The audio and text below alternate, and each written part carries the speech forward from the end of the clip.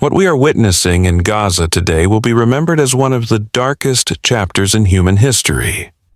For 15 months, Israel carried out continuous bombings, killing thousands, even after agreeing to a ceasefire in January 2025 under U.S. mediation.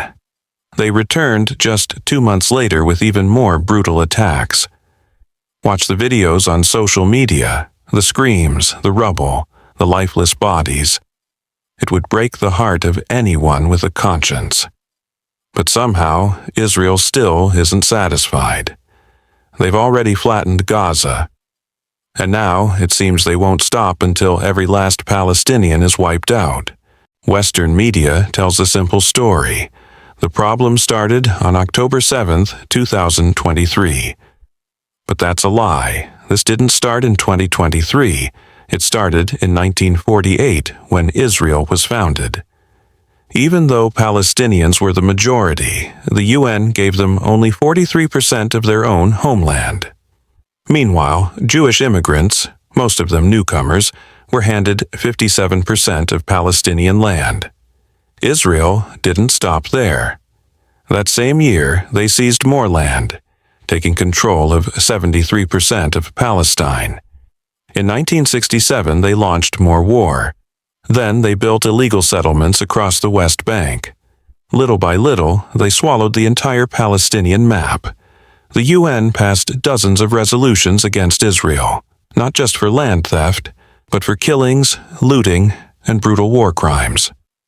By 2013, the UN Human Rights Council alone passed 45 resolutions against Israel.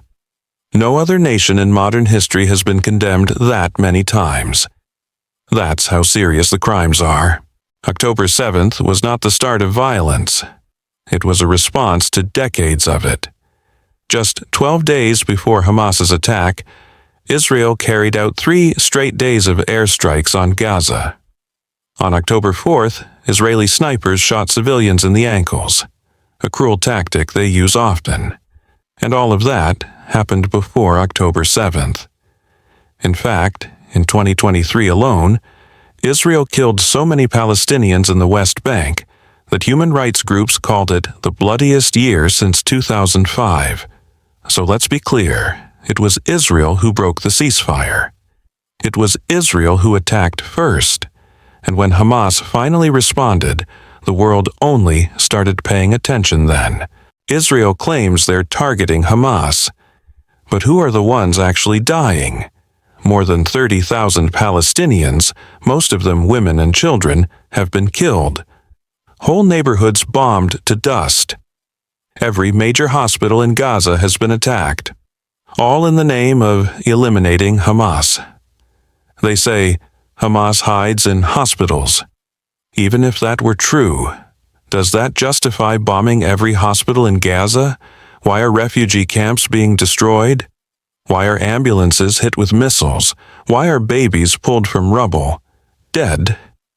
Israel then says, well, the people of Gaza voted for Hamas. Here's the truth. The last election was in 2006, nearly 2 decades ago. Most Gazans today are children. They didn't vote, they weren't even born. And even in that election, Hamas didn't get a majority in Gaza.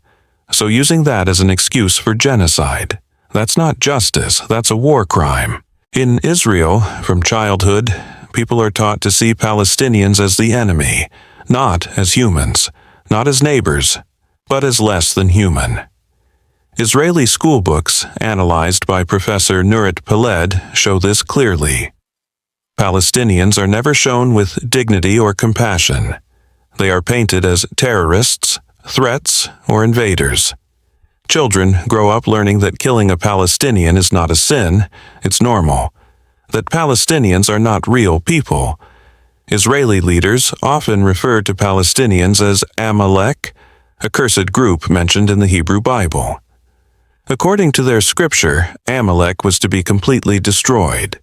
Even Prime Minister Netanyahu used this word in October 2023.